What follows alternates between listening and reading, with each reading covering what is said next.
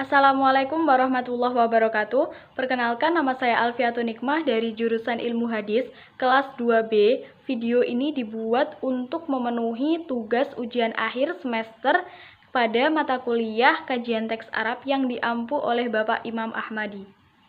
Hadis merupakan sumber ajaran agama Islam yang kedua setelah Al-Quran.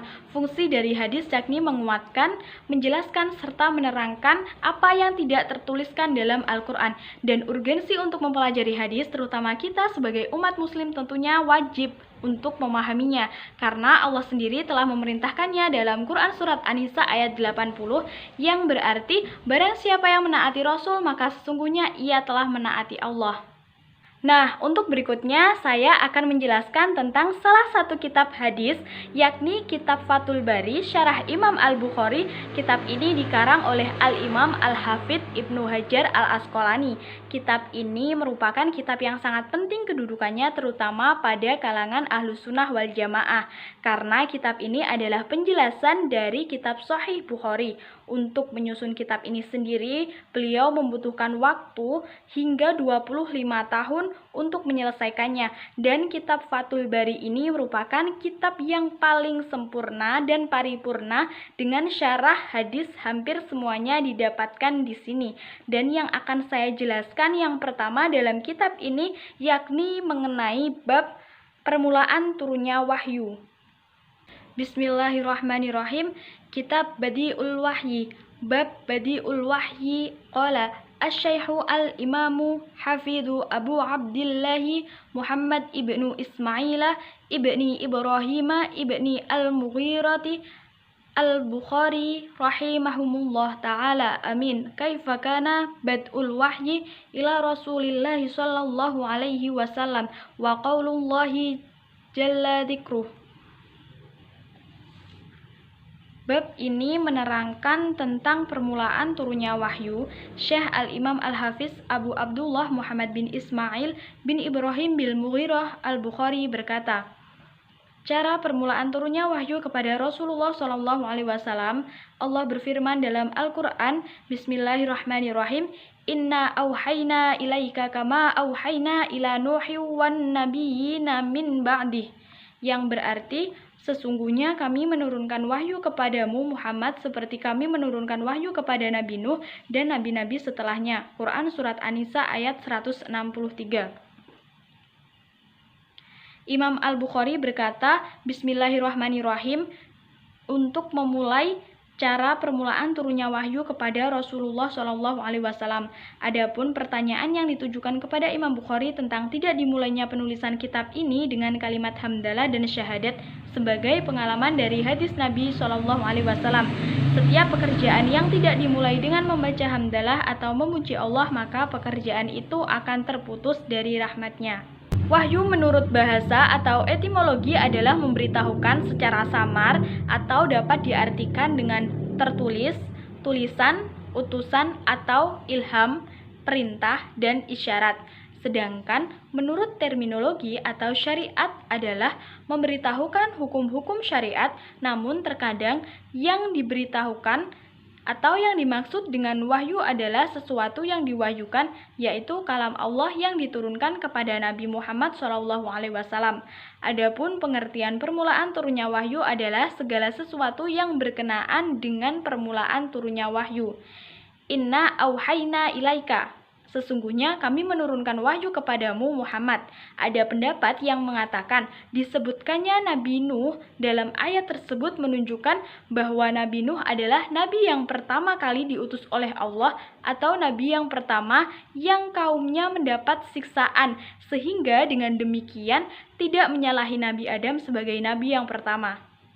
Dalam kitab Fathul Bari Syarah Imam Al-Bukhari ini yang pertama sama seperti yang tertulis di kitab Sahih Al-Bukhari, yakni membahas tentang niat. Adapun niat sendiri ini dalam kitab Fathul Bari ada kaitannya dengan turunnya wahyu Rasulullah SAW. An Alqamata ibni Waqqasin al-Laitsiyya yaqulu sami'tu Umar bin al-Khattabi radhiyallahu anhu 'alal minbari qala sami'tu Rasulullah sallallahu alaihi wasallam yaqulu innamal a'malu binniyati wa innamal likulli imri'in ma nawa. Faman kanat hijratuhu ila dunya yusibuha aw ila imra'atin yankihuha fahijratuhu ila ma hajara ilaih. Dari Al-Aqamah bin Waqqas Al-Laitsi bahwa ia berkata, aku mendengar Umar bin Khattab radhiyallahu anhu berkata di atas mimbar, aku mendengar Rasulullah shallallahu alaihi wasallam bersabda, tiap-tiap amal perbuatan harus disertai dengan niat. Balasan bagi setiap amal manusia sesuai dengan apa yang diniatkan. Barang siapa yang berhijrah untuk mengharapkan dunia atau seorang perempuan untuk dinikahi, maka hijrahnya sesuai dengan apa yang diniatkan. Adapun keterangan hadis di atas yakni alal minbari, di atas mimbar, yaitu mimbar Masjid Nabawi yang berada di Madinah. Innamal a'malu bin niat. Tiap-tiap amal perbuatan harus disertai dengan niat. Maksudnya setiap pekerjaan harus didasari dengan niat. Al-Hawyi mengatakan seakan-akan Rasulullah SAW memberi pengertian bahwa niat itu bermacam-macam sebagaimana perbuatan. Seperti orang yang melakukan perbuatan dengan motivasi ingin mendapat ridho Allah dan apa yang dijanjikan kepadanya atau ingin menjauhkan diri dari ancamannya. Sebagian riwayat menggunakan lafadz an-niyat dalam bentuk mufrad atau tunggal dengan alasan bahwa tempat niat ada di dalam hati, sedangkan hati itu satu, maka kata niat disebutkan dalam bentuk tunggal. Berbeda lagi dengan perbuatan yang sangat bergantung atau tergantung kepada hal-hal yang bersifat lahiriah yang jumlahnya sangat banyak dan beragam, sehingga dalam hadis tersebut kata amal menggunakan lafadz jamak atau plural, yaitu al-a'malu. Selain itu, niat hanya akan kembali kepada Zat yang Maha Esa dan tidak ada sekutu baginya. Lafadz hadis yang tertulis dalam kitab Ibnu Hibban adalah al-a'malu bin niat, tidak tertulis lafadz innama. Dan ini juga terdapat dalam kitab Asy-Syihab karangan Al-Khudai. Akan tetapi Abu Musa Al-Madani Al-Imam Nawawi menentang riwayat ini. Lafadz innamal a'malu binniyat mengandung arti hasyr atau pembatasan menurut para muhakkik atau peneliti. Setiap perbuatan pasti membutuhkan pelaku, maka kalimat al-a'malu binniyat secara lengkap adalah al-a'malu sadritu minal mukallafin, perbuatan yang berasal dari orang-orang mukallaf atau orang yang dikenai beban syariat. Dengan demikian, apakah perbuatan orang kafir termasuk dalam kategori ini? Jawabannya tentu tidak termasuk, karena maksud perbuatan dalam hadis ini adalah ibadah, sehingga orang kafir tidak termasuk dalam hadis ini, meskipun mereka diperintahkan untuk melaksanakan dan mendapatkan hukuman apabila meninggalkannya. Biniat dengan niat. Huruf ba menunjukkan arti musahabah atau menyertai, dan ada juga yang mengartikan sababiyah atau menunjukkan sebab. Imam Nawawi mengatakan bahwa niat maksud yaitu keinginan yang ada di dalam hati. Tetapi Syekh Al-Karmani menambahkan bahwa keinginan hati adalah melebihi maksud. Memang akan terjadi suatu kontradiksi bagi orang yang mengatakan bahwa perkataan adalah suatu perbuatan. Ketika menjumpai orang yang bersumpah untuk tidak mengerjakan suatu perbuatan, tapi orang itu tetap berbicara. Di sini dikatakan bahwa masalah sumpah sangat tergantung kepada kebiasaan atau urf. Sedangkan perkataan menurut kebiasaan bukan termasuk perbuatan. Adapun pendapat yang benar adalah secara hakikat perkataan tidak termasuk dalam perbuatan. Akan tetapi secara majas atau kiasan perkataan termasuk dalam perbuatan berdasarkan firman Allah yang berarti seandainya Allah menginginkan maka mereka tidak akan melakukannya, di mana artian dari penggalan ayat tersebut berada setelah ayat zuhrufal qauli, perkataan yang indah, yaitu sebagian manusia ada yang membisikkan kepada sebagian yang lain perkataan yang indah-indah dengan maksud menipu.